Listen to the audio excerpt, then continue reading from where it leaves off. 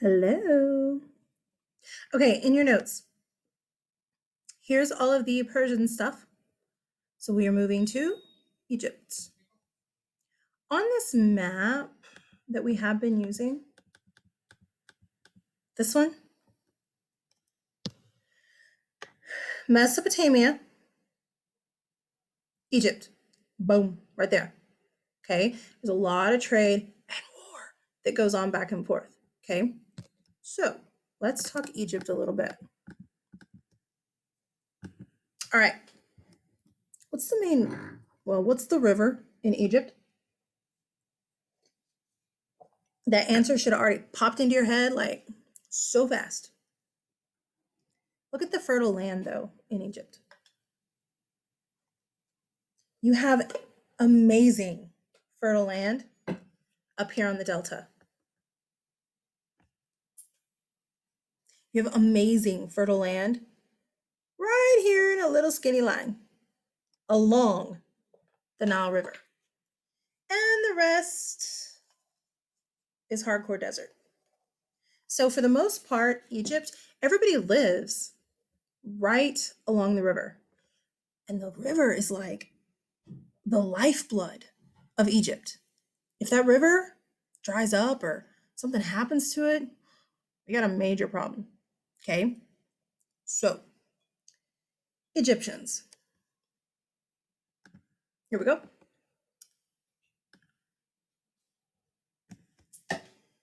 Be careful with the spelling of this word.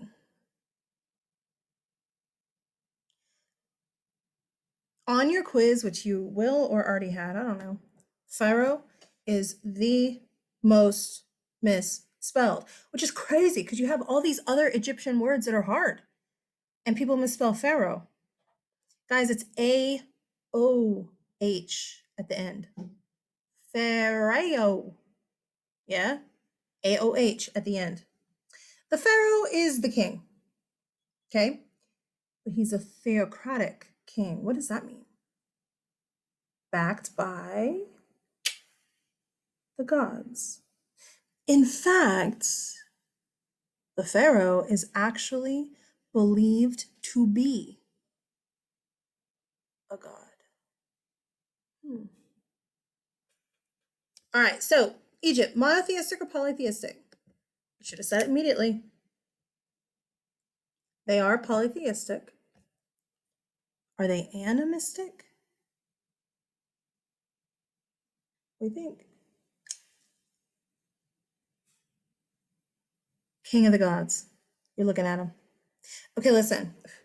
The king of the gods, the head god, so to speak, it's not Ra. And I hear that every year. Ra is one of the sun gods. Yes, one of. You're like, we only have one god or one sun. Aten, Ra. Amun, Ra.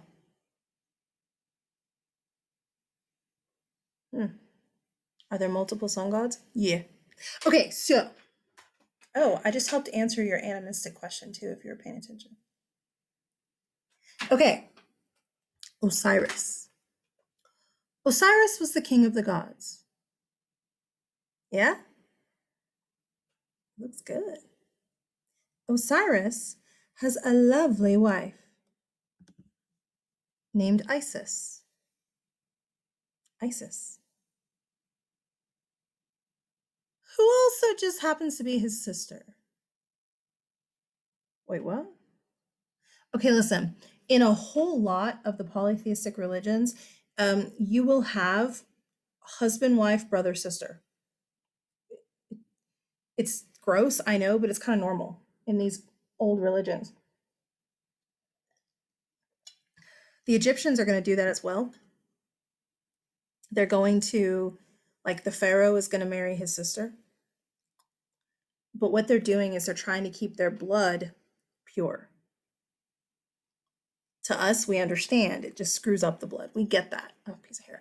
We get that. But they are trying to keep their blood pure, royal only. Okay. Okay, so we have Isis, Osiris. Wow. Their brother, Set, is just mad. Set, when you see his name, it looks like Seth. S-E-T-H. Seth. Okay. Set is just mad. He wants Osiris dead. Set is like a chaos god. But why does he want Osiris dead? Well, it's very obvious. He wants his sister Isis. Set will murder his brother. Okay? And then he chops Osiris up into little pieces. And then he throws the pieces into the Nile River. Then he goes to Isis, his sister. He's like, hey, baby, I killed Osiris so we can be together. And Isis is like, oh, I love you. No. Isis is mad. She's ticked off. She goes to a good family friend, Anubis. You're like, same dude. No. Set, look at his face. You got it? Anubis. Look right here. This is a jackal head. I don't actually know what Set is. What is Set?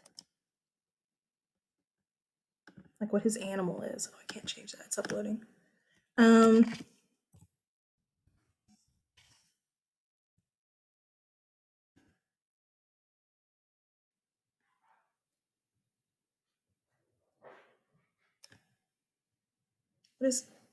What is his animal? His wife is a hippo-headed deity. Hot. I don't know what his animal is.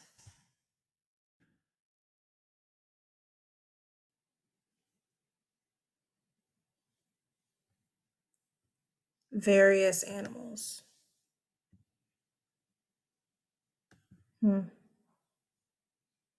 Maybe because he's chaos? I don't know. Anyway, Set, this right here is angled, curved. And when you see Anubis, it's not. The jackal is straight. Okay. Anubis is not part of the family. Good family friend. Okay. Anubis is interesting. He's not one of the head gods, but he's one of the most important gods. He's in charge of some of the most important stuff. He is a war god. But he's also the god of something else. It's a big deal. Don't you hate when I won't tell you things? So, Isis, she is mad at Set. And she's like, oh, you just wait. And then she goes to Anubis, good family friend, okay? And she's like, I don't know what to do. What are we going to do? And Anubis is like, I got this. We just got to gather up all the pieces of Osiris.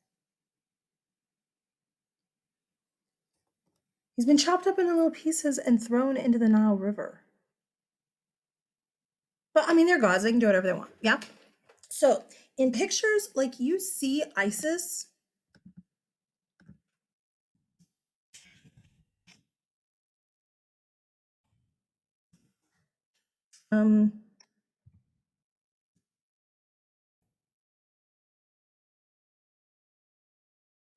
Well, I was looking for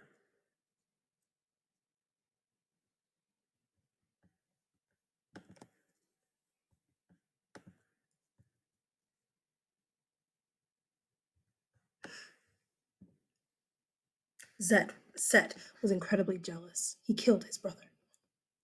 When Horus heard about what Uncle Set had done, I love it. There's pictures everywhere. I see them all the time of Isis. Oh my.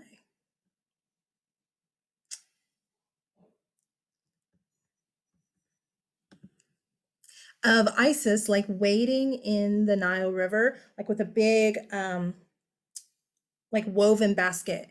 And she's like, oh, here's an ear, plop, and putting his pieces in the basket. That's what I was looking for.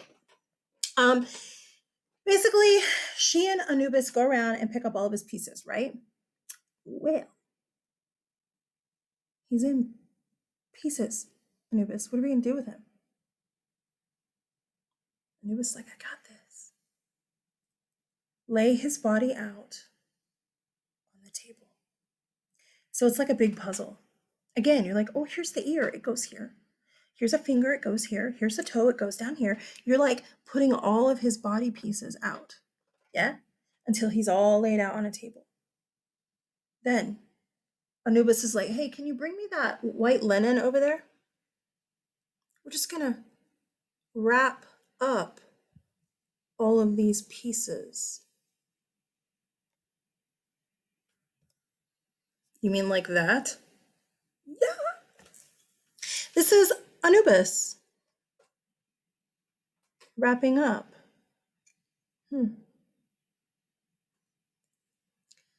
When Anubis has him all wrapped up, Osiris comes to life. And he experiences his life after life. And then Osiris becomes the god of the dead. When you look at pictures, art drawings of Osiris, look at his body. He's wrapped in white linen. He looks like a mummy. If you look at how Set is standing, you can see the space between his body and his arms. You can see the space between his legs. The same is true with Anubis. Body, arms, space. Legs, space. Legs, wrapped. Body, arms, wrapped. He's a mummy. He also is a different color than everybody else. Look, well, yeah. Look, most of the time in Egyptian art, they're this color, just a dark human color. Isis, just tan. Well, Osiris is often a blue or a green. Why? Because he's dead. He died. When you see a lot of mummies, they're like this. Why? Because that's how Osiris is shown in art. Guys, you can't understand why a people do what they do if you don't understand what they believe. What I just told you is part of their belief. It's part of their religion.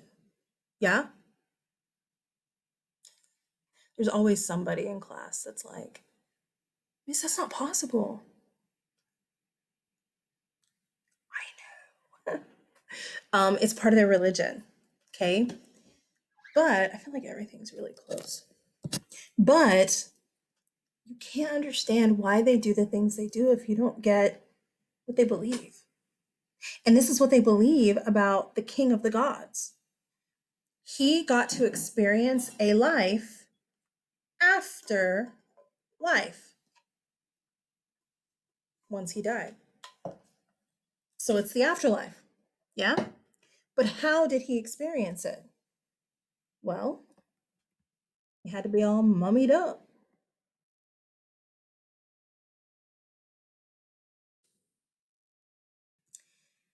The Egyptians believe that whenever you die, you experience the trial of the feather. I feel like I can't really zoom in far because it's a small picture. Let's do this. Get a bigger picture. See, on the document camera, I can zoom in as much as I want. What?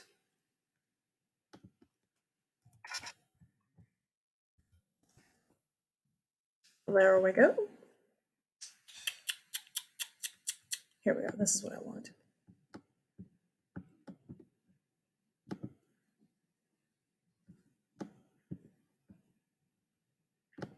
let's just call it Z. And then I want the other half also.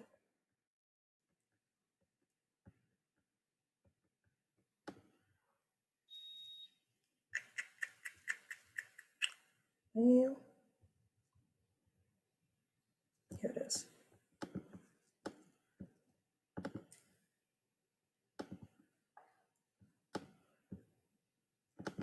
ZZ. Oops. Okay. I just feel like this one's too small up here. I can't zoom in enough. So let's go here. Mesopotamia.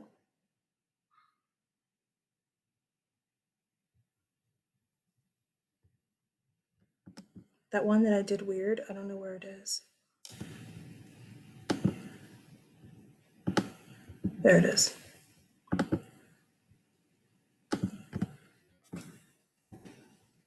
Okay, so now we're good. Okay, so this right here is the entire thing that depicts the trial of the feather. It's part of the Book of the Dead, but the Book of the Dead is not a book. It's what's painted on the tombs, on the inside of the tombs, the walls. It's what's painted. Okay. The mailman's here. We have a package. We have a package. Anyway, he's walking up to the door. I'm getting really nervous. Because I really am shy. Maybe he'll just go away. Yeah, he's going away. Okay, he's leaving. Okay. Anyway, I'll go get it. I'll go get it in a minute. Oh, there's my dad. Sorry, I got nervous, Dad. Okay, it's probably mine. It's mine! You need to set it right there. Why? What's wrong with her? Oh, she's not in here. Okay. I told y'all I'm shy. I get really nervous. Somebody comes to the door. Okay, so anyway, the trial of the feather. It's part of the Book of the Dead, which is actually the paintings that they do on the inside walls of the tombs. Okay. But here's what they believe happens when you die. I'm sorry it's blurry. But, so I mean, I have to like flip back and forth. But first thing that happens, Anubis. I love this. He takes you by the hand. He's like, I got you. Come on. Anubis leads you to the trial. And then this happens right here. Okay. This right here, you see Anubis is also in charge of this. See, when you see the entire thing, the whole thing, it's like several different scenes happening all at once. You have this first scene, and then you have this scene here, and then you have this scene right here, and then you have this scene. So it's kind of a whole bunch of things going on at once. But so you move to this scene right here. Okay, this is the actual weighing of your heart versus a feather. Your heart should not be heavy. Have you heard the saying, oh, I have a heavy heart? You're sad, you're guilt-ridden, you're, I don't know, angry or whatever. Flint, what are you doing? Flint. Your heart shouldn't be heavy, according to the Egyptians. A feather, look, should weigh more than your heart. And in this, it does. Whew. So this guy right here is good. He gets to go to the afterlife. Do you see this weird thing? I can't remember his name right now. But do you see that weird thing? He's like a mix of a million different types of animals. If your heart was heavier than a feather, you a bad boy or girl. This is like their version of hell, I guess. Like he chomps you for all eternity. This guy, Thoth, I believe that's who it is, Thoth, is recording. Yes, you get to go, or no, you don't. Then we move to the next panel, which is this right here. And in this scene,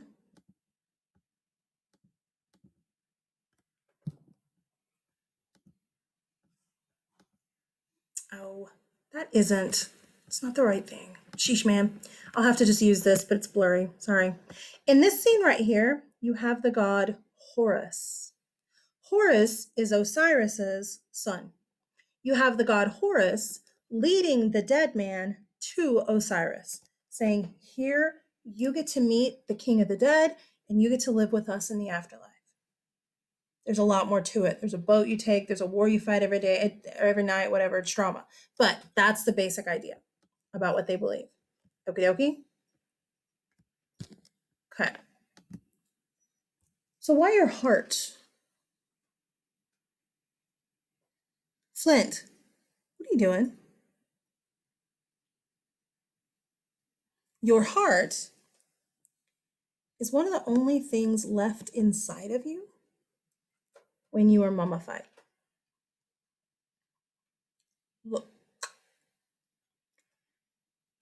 here's what mummification is: drying the body out so that you can preserve it. Think about preserved fruit, dried fruit. You dry it out, you get all of the moisture out of it. Hey, girl. Oh, sweet baby. Freya's up on my chair. Hey, gorgeous. You want to say hi? You want to say hi? Yeah. It's my gorgeous girl. Look at her. Oh, she's so beautiful. Anyway, here, just sit down, baby. Anyway, you want to dry the body out as much as possible, okay? If it's dried out, it doesn't decompose, okay? So here's what they do. They cut you open, yeah? And they take out your insides. They put some of your juiciest, wettest organs into those. They're called canopic jars. When I was younger, I thought canopic jars were like jars that you can hold. Okay, I thought they were like jars that you can hold. Yeah, no, they're like big suckers. Okay, because look what's going in them. Like your intestines go in them. Your intestines don't fit in here. Some people's stomachs don't fit in here.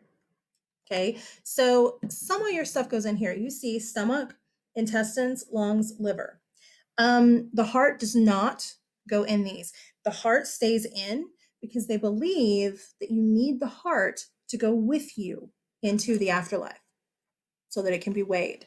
Okay, then your brains. They do leave the brains. I'm sorry, they don't leave the brains in, but they don't keep them in a canopic jar either.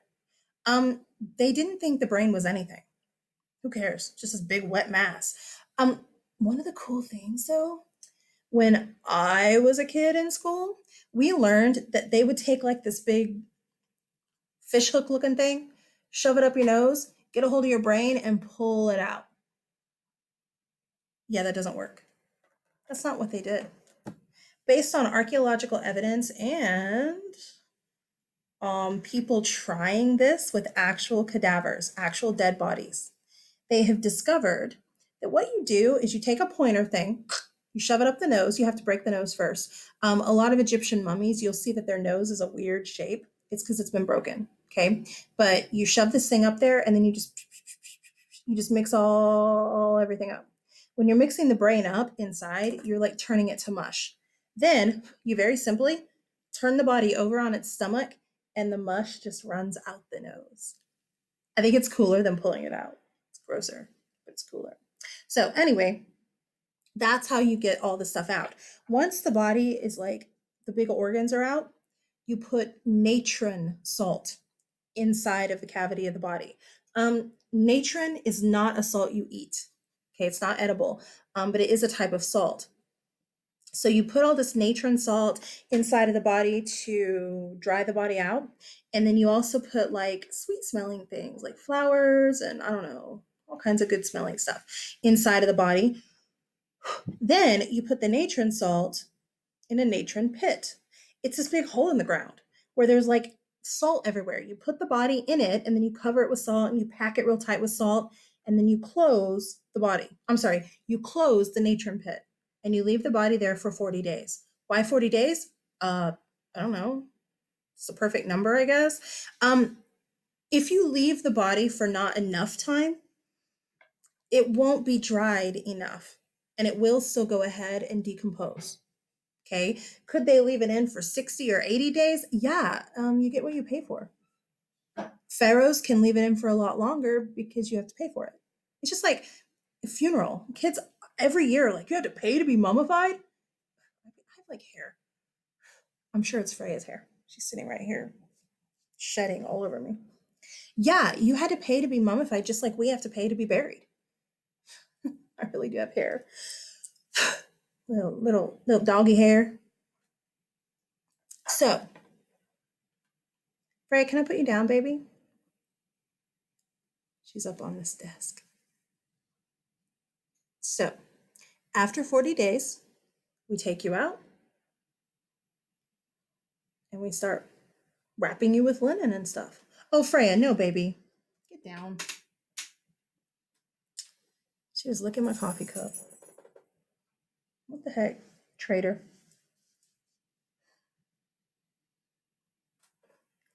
Okay. They do like put more sweet smelling stuff like on top of the body and everything, but then they start wrapping it up with linen. Then, if you pay for it, and if you have a nice one, they'll put like a thing on top of you. They'll put you in a sarcophagus, and then of course they bury you. The sarcophagus is a coffin, except a coffin is a box. That's what we have.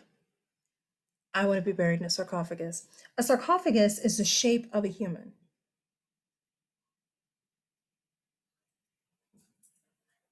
Freya is very restless.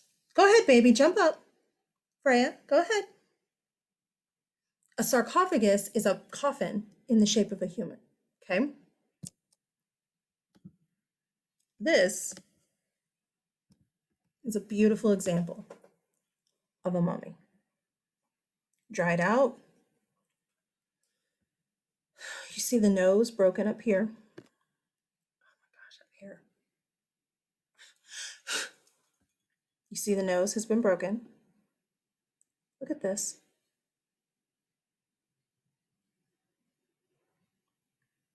His makeup is still there. That's so cool. Guys, you're looking at his skin. You're looking at a real human being who lived like 4,000 years ago, maybe 3. It's awesome.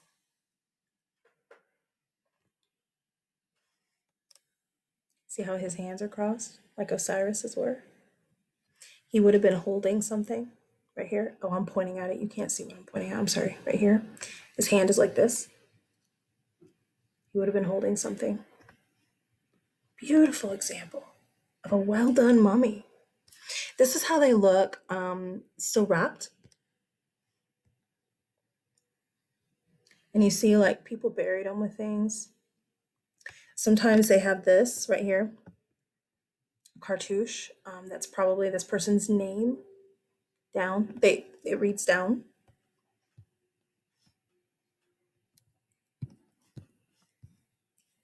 This is what it looks like when they're like examining a mummy, studying a mummy. You gotta be careful with them. This is like Otzi the Iceman in that. No, it's really not like Otzi. You remember how we talked about Otzi? And Otzi is a mummy, but he's a frozen mummy. It's like, I don't know, frozen meat, frozen chicken. You've taken chicken out of the whatever to cook, maybe. It's like that. This is like a dried piece of bread, like a piece of bread that has been burnt to a crisp. It's totally dry. There's no moisture in it anymore. And if you take that piece of bread and it'll just break. It'll just crumble. You got to be so careful because they're so dried out, they'll break. I'll show you one that broke. Going in. We do this when they're still wrapped so that we can see what's under. Does he still have jewelry up here? What's under here? I mean, you don't just want to tear into something that's 4, 2, 3, whatever thousand years old. You got to be careful. This right here is a sarcophagus. It's a coffin, but again, it's in the shape of a human. Again, that's what I want to be buried in. And you see, like, I mean, depending on how much you pay, they're very extravagant. It's been painted all over. Yeah. Gods, goddesses everywhere. Look. There he is. Or her, whatever.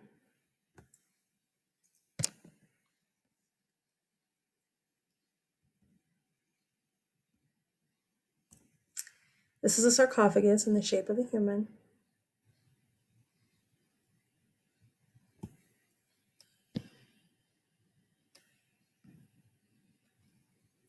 Even babies. The Egyptians believed that the only way that you could have your afterlife was if you were mummified. That is part of what brought Osiris back to life. In fact, when the priests would mummify the dead like this, they would actually wear an Anubis mask. They felt like Anubis was actually the god, was actually embodying them while they mummified the dead. Sweet baby.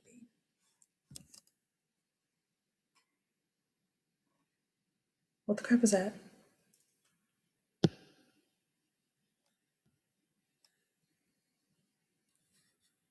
That's not a statue.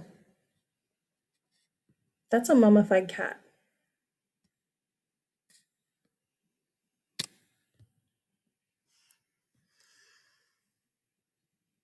I'm so not a cat person. Y'all know I pretty much despise cats. I would mummify my dogs. I'd bury them with me. Okay. The pharaoh. So we have our mummification process here. Yeah. I'm sorry, pharaoh? The pyramids. The pyramids originally, okay. The way that they were burying the dead before the pyramids were in mastabas. That's the ground. Yeah. A mastaba, instead of like burying someone 6 feet under, a mastaba is a raised up thing where you put a dead body. Okay. Well, here we have a mastaba.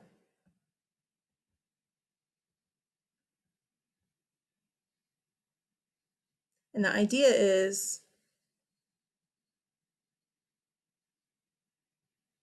the idea originally was let's put a family of mastabas on top of each other. That's not what happened with this right here. But that was the original idea, okay, to get the pyramids. What happened with this is Emperor Djoser. It starts with a D. When you see his name spelled, it's like this. Oh, I can't spell. Oh.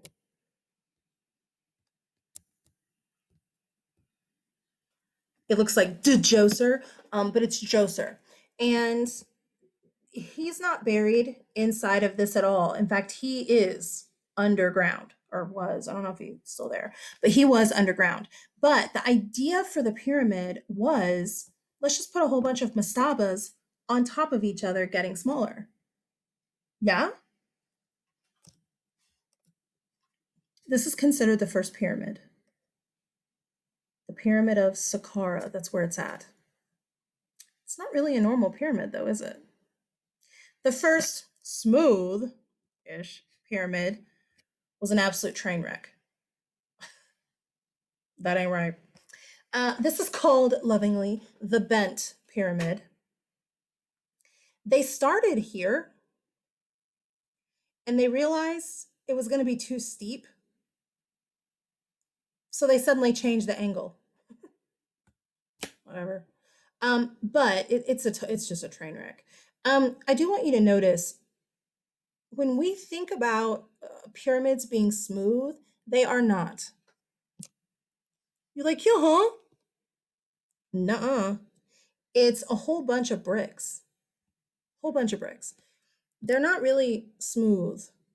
Okay. The most famous pyramids. Oh, I can't change the picture.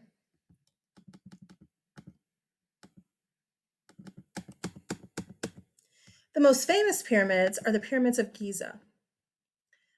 They are called that because they're on the Giza Plateau. Here we are. This right here is what the entire Giza Plateau kind of looks like. Okay. You have the three most famous pyramids here. And then you have several smaller in front. Guys, there's not just three pyramids in Egypt. There are hundreds. These were built for three big deal pharaohs, okay? Khufu, Khafre, and Menkaure. Their Greek names are something, Cheops, something else, I don't remember. But the names, Khufu, Khafre, and Menkaure. And they're pharaohs. But see, nobles, well, they're going to copy their kings, so they would build smaller ones all over the place. So there's a whole bunch of pyramids. They're tombs.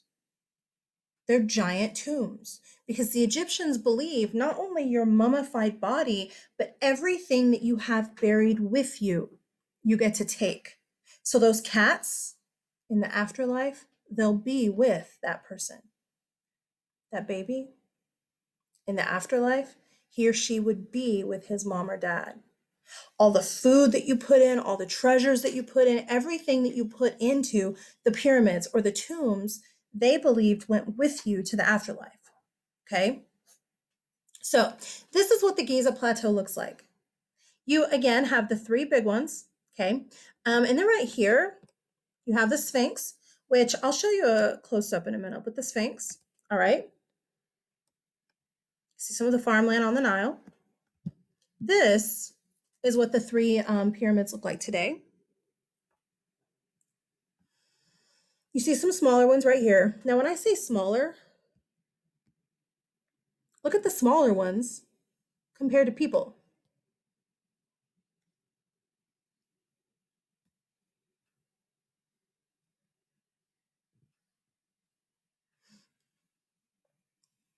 Holy cow, man.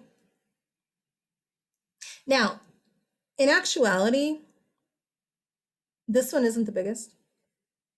This one is, Khufu's is. It's because it's farther away, and on like Khafre's and Menkare's are raised up on the plateau. This one is down lower on the plateau, but it's actually the biggest. But this is looking at the pyramids from one side. This is looking at, oh, there we go. This is looking at the pyramids from the other side where the Sphinx is. I thought I had a bigger picture of it. I guess I don't. Okay, well, anyway. What I just showed you here is looking at the pyramids from this side over here. So actually, the Great Pyramid is the biggest. You're like, no. It's because it's lower and it's farther away in this picture. Okay, again, so that you can see close up, these aren't smooth. I mean, they used to be covered with limestone, I think, limestone, but not, I mean, it's gone. These things were built around 2000 something BC. Okay, they're like 4,000 years old. 4,000 years old in the Egyptian desert with weathering sandstorms. Yeah. Look at the size of these bricks compared to people.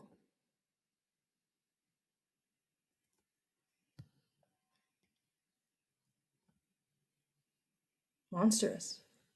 Humongous. What the heck? Sorry. I don't know why sometimes it does that and sometimes it doesn't.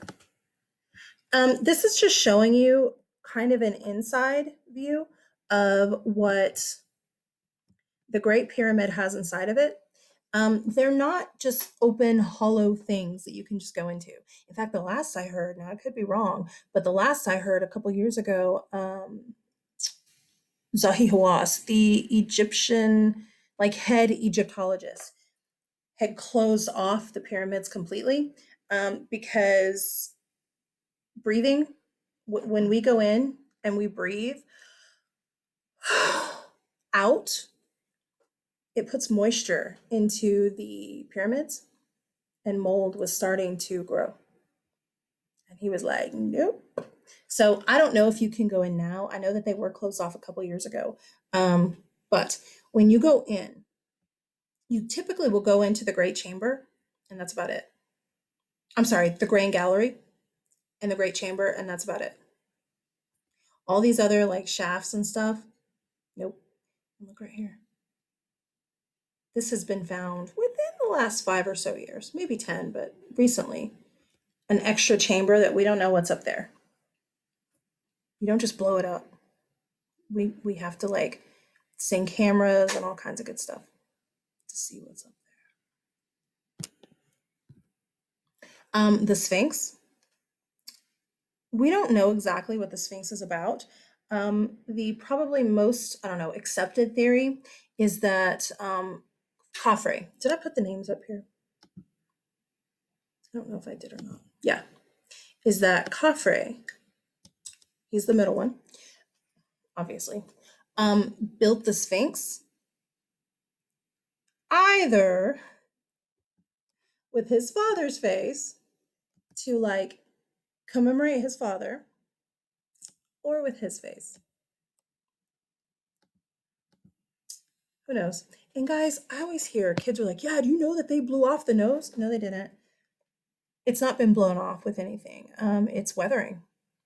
Weathering. The Sphinx used to be colored. It used to be blue and I don't know if I have a picture of it. Blue and not white, yellow. Oh my gosh, it's driving me crazy, man.